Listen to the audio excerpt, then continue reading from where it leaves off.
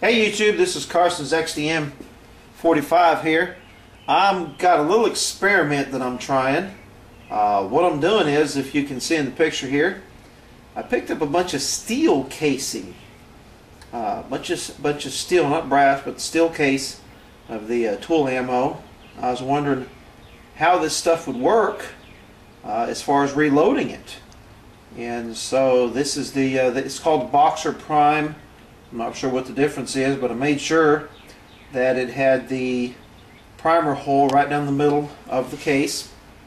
So this is just an experiment. I'm not advocating doing this full time. I don't know how much wear and tear it would do on your press.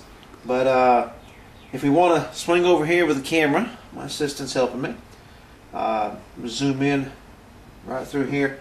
I'm just going to load some up here and just kind of give you a few observations of what it's like. Of course, this is my Square Deal B, and I'm loaded up 45 ACP. About the only difference I can tell, and I've done several here, the primer is seated very well. There's the bullet.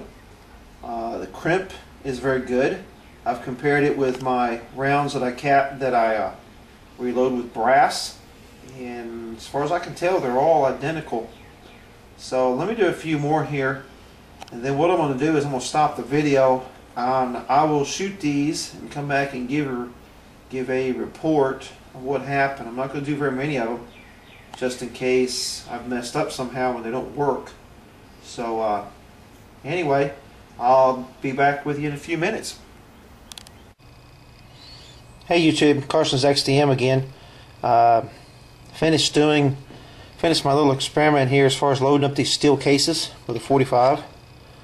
I mean, they seem to do okay. The primer's seated very well. They're more than flush. They're seated real deep. The bullets themselves, they seated just the same as if it was a brass case. I do, if you can look right on the edge, see if I can zoom in a little bit. If you can look right on the edge of that corner, see that crease? Let me see if I can find one that maybe it's a little bit more pronounced. Here's one, a little bit. There's one right there. There you go. Just a little bit. There it is. If you'll see that crease there. Come on, camera, focus up. If you'll see that crease right on the corner, what that is, that's the die that actually seats the bullet. Because I'm having to push harder, it's actually making that mark on the one side of these rounded flat nose bullets, which normally when I'm reloading brass, it doesn't do that. So I am having to push a lot harder. I don't know the effect, if you was to do this consistently, what that would have on your reloader. Of course I've got that Dillon, the Square Deal B. It works pretty good, but I do notice it's a lot harder trying to seat the primers. As you can zoom in there and look. I mean, the primers are, they're seated really well, but it is a lot harder trying to seat those primers, and I guess trying to seat that bullet all at the same time with this progressive press. So I'm interested to see what this thing does, what these do tomorrow. I'm going to shoot them and see if any of the cases split. See how the gun handles it. I'm hoping I haven't wasted my time. They don't work and then I have to pull them all apart. But anyway, we'll check in with you and see what we can do about this. By the way, YouTube, just want to kind of give an explanation. Why are you trying to reload steel cased 45s? I thought it would be just an experiment to see if it could be done. Sometimes it's hard finding brass. I know the current going rate in my neck of the woods is between 9 cents and 7 and 9 cents a piece for a piece of brass. And trying to find brass at the range, you forget that.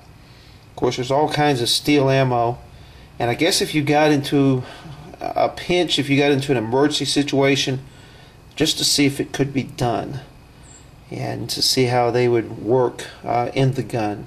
So that's my explanation, and maybe this will help some of the folks as far as getting some rounds loaded up if they can't find the brass or what have you. Maybe this will help some people. So yeah, anyway, we'll see what happens. Hey YouTube, another thing that I've noticed with these videos trying to reload this steel case, I've noticed that it's kind of hard to tell on a video there, but I've noticed that there is a difference in the height, overall length of the round. I just wanted to kind of do a quick comparison. You can see the brass on the right hand side and then the steel case on the left hand side, and if you'll notice the brass is on the left, steel case is on the right.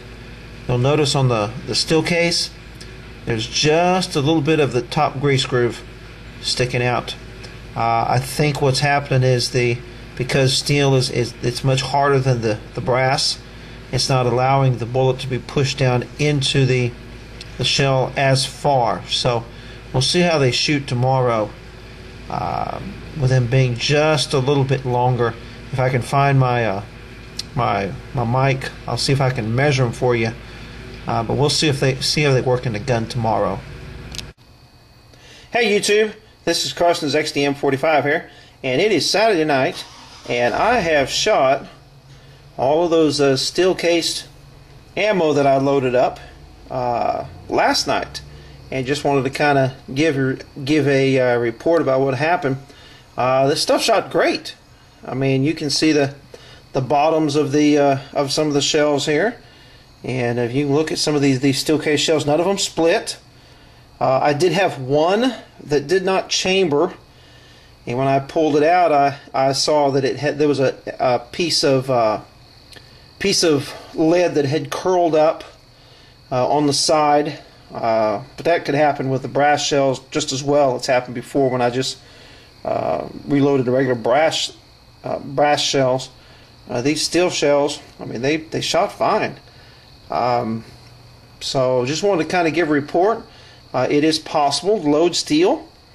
Now somebody told me today, they said if you have carbide bits or carbide dies in your reloader, then it shouldn't hurt them at all. I don't know. I mean, a lot of you guys out there know more about that than I do. I do know that it took a little bit more effort working the press, getting the primers to seat. Of course, the bullet, I showed you how the bullet, it was not allowing the bullet to seat as deep as on the brass casing, and so that they crimped great. They shot great. So if you're in a pinch and you've got to have some, I can think of two reasons why you would do this.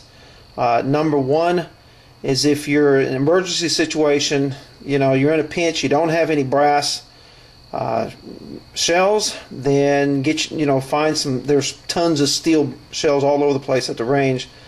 Find some that have been just shot. If you get the ones that have been laying out there a while, that's rust and all kinds of stuff.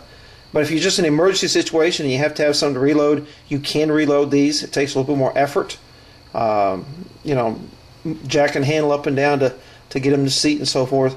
The other reason that I can think of that you might want to do this is if you're going to a match somewhere, and as components as precious as they are, reload, load up a couple hundred of steel case. That way when you go to the match, you can shoot it, leave your shells out there and not have to worry about it. So anyway, that's my experiment on reloading steel cased ammo, 45 ACP. And so maybe this was kind of instructional, helped some folks. Hope you enjoyed it. Have a good evening.